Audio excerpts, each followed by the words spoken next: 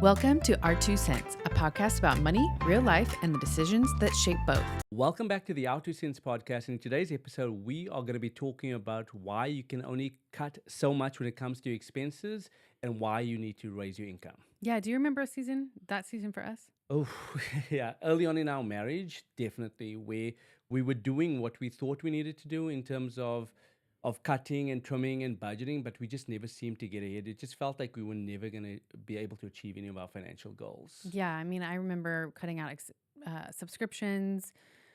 Even that time when we were both paying for ESPN. Yeah, Remember that? yeah, that's what happens when you dig into your finances. Yeah. You realize you're double paying for things. Yeah. But yeah, I mean, we had gotten down to the bare bones for sure, when it was just me working at the beginning of our marriage. And we knew more income would come when you were able to start Yeah. working here. But yeah, it feels like I can't. It's paralyzing almost, because it's like I can't go anywhere else. I've cut back as much as I can come back without having more income. Yeah, I also remember a time where we were both working, but based on what we were making at the time, we were still about, I think it was like $10,000 behind.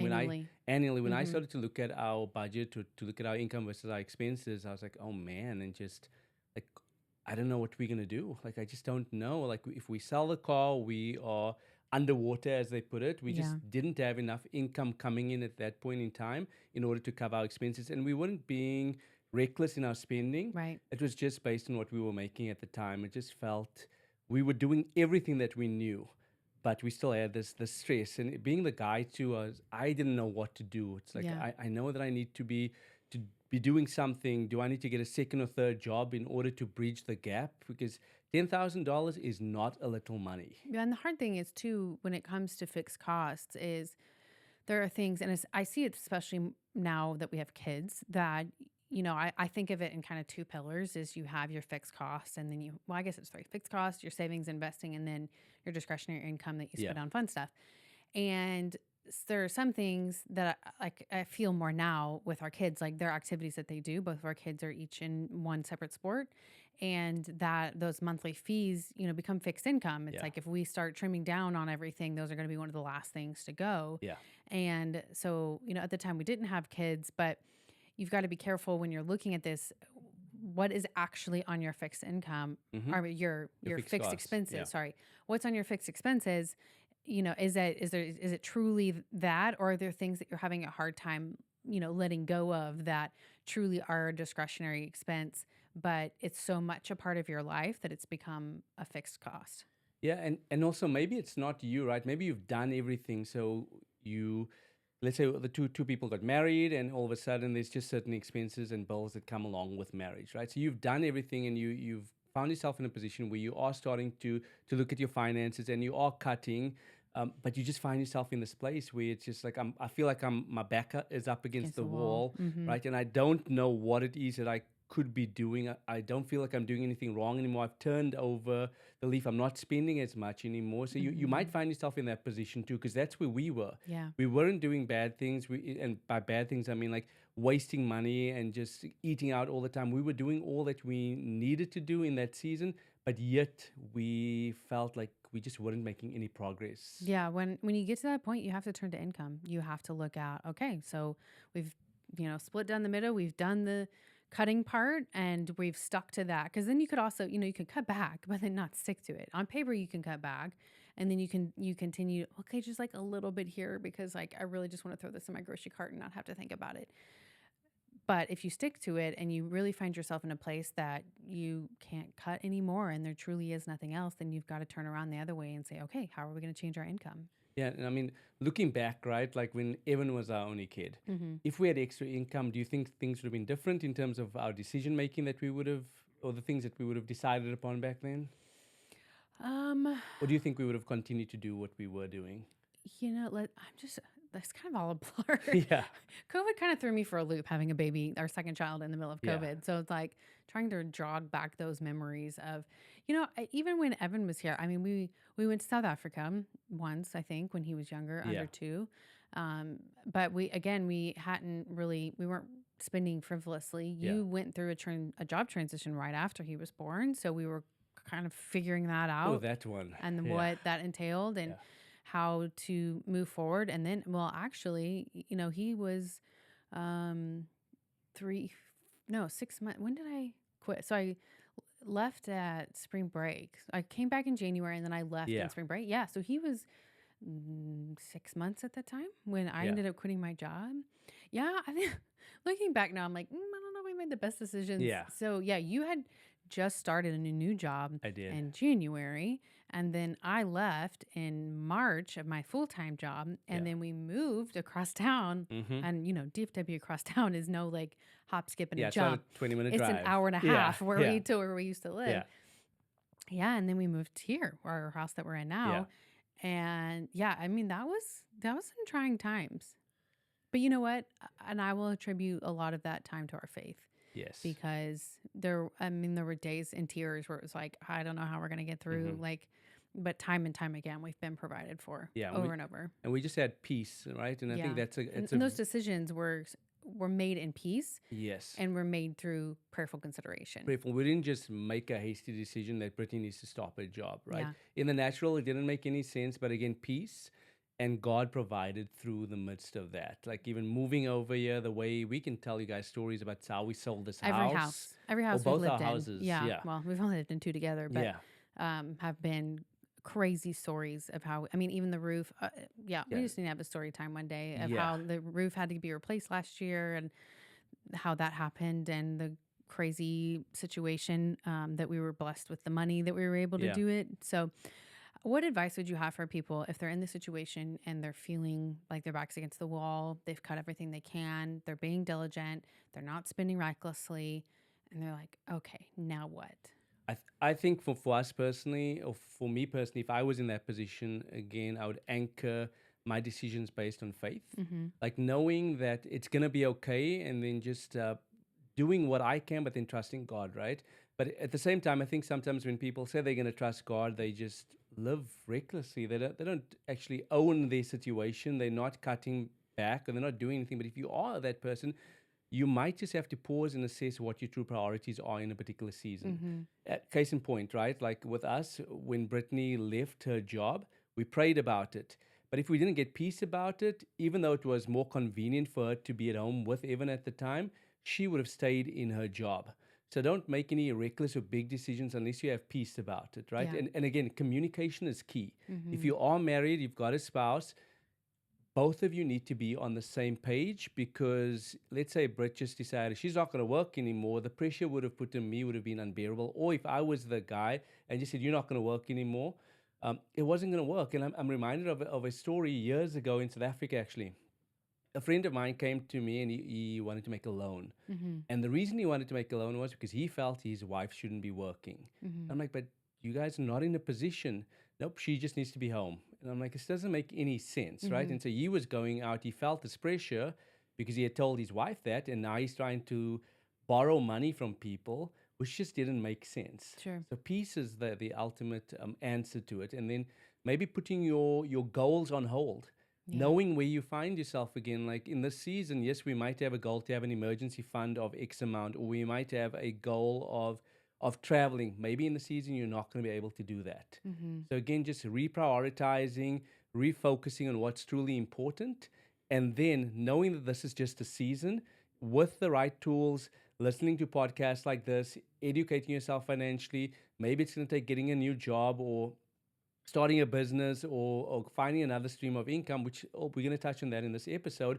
Maybe you're going to have to do certain things, and 3 months, 6 months, maybe even a year from now, your situation will be totally different. But be faithful in what you are doing at the moment. Yeah, and I want to interject there that so if you find yourself against the wall and you're going to need more income, identifying and having a number that you need to make. Mm-hmm. I think when you have that number in front of you, and I am one that likes to tie things to very specific. So I mentioned before, I work part-time as an employee, but there's a monthly expenditure that we have that my income pays for that expenditure.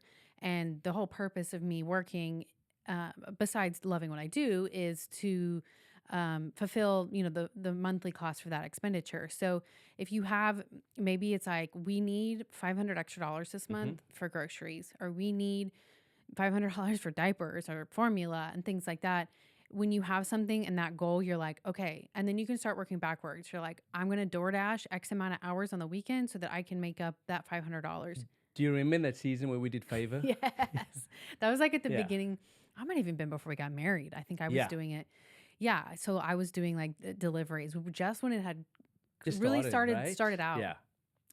And Lau would ride with me, and I lived in downtown Dallas, which makes it exponentially more difficult Yeah. because there's never anywhere to park. Yeah. And you're like running in and out of restaurants and places and picking stuff up, and nobody liked you. And yeah, it was a lot. But But we needed to do but it. I mean, Yeah. when we first got married, I was the sole provider, and we needed extra income. So while the big picture of asking for a raise or getting another job or building a business or trying to make an income online can be very overwhelming. I think if you're able to identify what you need, like it would be great. Yeah, you want to earn thousands of extras Yeah. a month, but what's the pressure? Yeah. What is weighing on you so much that you're like, we can't meet X, we can't meet our mortgage, we Yeah. can't meet our grocery bill. We need this Yeah. to survive. If you're able to attach that to a number, I think it helps drive that financial goal. So now you have the goal in front of you. And then you can go on and decide which avenue of additional income you're going to pursue to be able to get there. And maybe it's multiple. Maybe you're making 100 there, you're dog walking here, you're doing a little bit here, and reminding yourself that it's not permanent and that we go through ebbs and flows. Like even just looking back in the last 10 years that we've been married, in seasons where one memory sticks out to me in particular, there was an event going on at our church and we were talking about going, and you're like, I don't know if we can do it. It was like a men's retreat or something like that.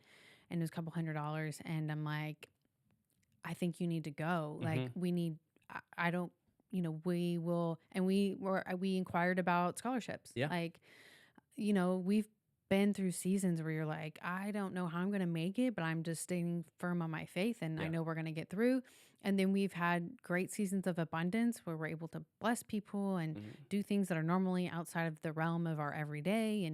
And so holding on to that too, knowing that it's a temporary thing and you'll get through it. Yeah, I love what you said about knowing the number, because maybe all you need is an extra 200 Yeah, you a think month. you need more. And you're thinking you need thousands of dollars, but if you just pause and you do your little drill- audit of your you drill financial in, statements, your bank statements, your spending, you'll realize maybe I don't need as much. Yeah. But then also tying the extra income to the why. Yeah. Why do I want to have an extra stream of income or extra streams of income? Is it to live a better life? Is it to be able to provide for your family? Because when you know the why, you're actually going to be committed to it. Yeah. Because if there is no why, you're going to try something out today and then it's not worth it tomorrow. It's too much effort. But once you know the why behind it, I know you talk quite often about peeling back the layers, like asking the why, and then the why, and then the why, until you really realize what the true why is. The root. The root cause of why you are wanting to do something. This ties to income, it ties to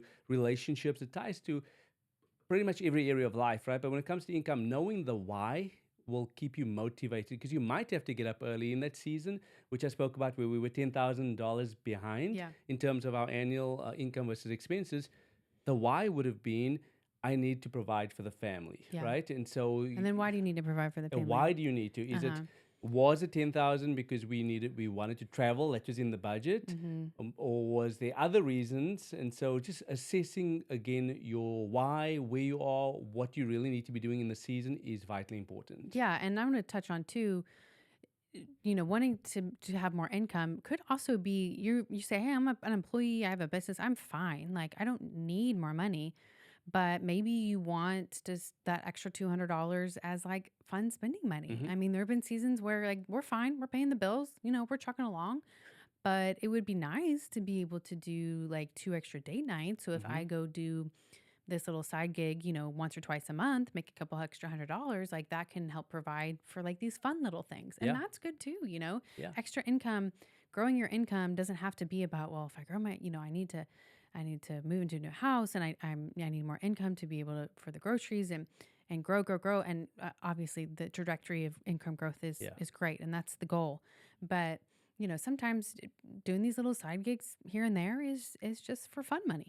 And in addition to that, it can also help you with generosity, right? Because that's something we are endeavoring to teach our kids that it's more than just about them, because I think our kids are extremely blessed and fortunate to be able to do the things that they Absolutely. get to do, right? The Yeah. traveling, and we don't take it for granted. Like, they know that the why behind it, the exposure, the different cultures, we are exposing them to a lot, but at the same time we are mindful to show them that there are others that are less fortunate than them.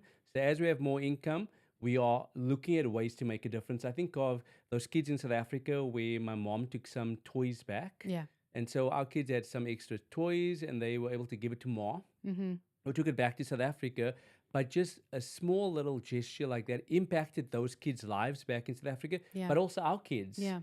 They were astonished to see how grateful these kids were, and it made them feel good at the same time that as we make more, we earn more as a family, that we should be looking at ways to give back more. Yeah, I grew up going on service trips and, internationally and traveling at a young age, learning how to, do humanitarian aid. And Hmm. I did an internship in humanitarian aid. And so growing your income could be, I just want to give more. Yeah. I can pay my bills, but I just want to be able to expand the reach and, be able to bless others more. Yeah, and then I guess as we get close to wrapping up this episode, there are different ways that people can actually raise their income, right? So it's not that you need to have 5 streams of income. I know people talk about having 7 streams of income is going to get you to millionaire status. Maybe that's not what you should be doing in this season, right? But Mm-hmm. there are different ways. The first way that I can think of is maybe at your job, right? Like I see people like where we work and other places that I've worked at in the past, the people that oftentimes get promoted are the ones that are showing up, that are willing to do more than just what's expected of them. If I'm Yeah, a manager or I am somebody that has the ability to decide who I'm going to promote, I'm going to look at those things. Like, sure.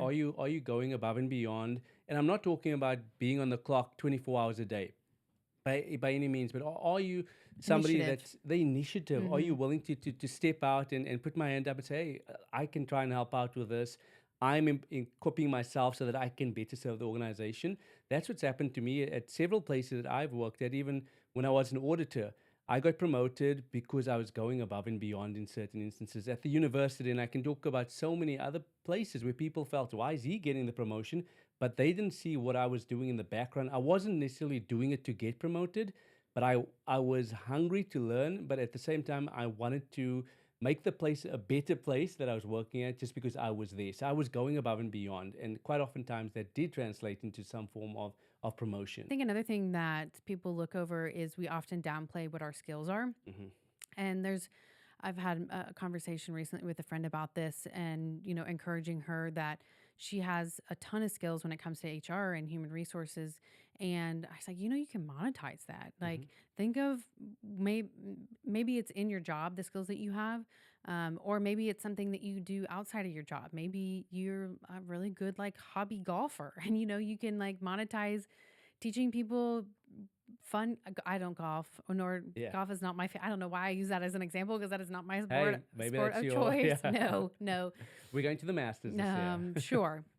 Um, but maybe you can monetize a skill set you have outside of your job. Yeah. Whether it's something you do for a hobby and you're teaching people how to sew, or you're teaching people how to hire someone. Just using an HR example, but really thinking about what am I good at and like being honest with yourself. Give yourself like kudos for a minute. Like, this is what I'm good Yeah. at.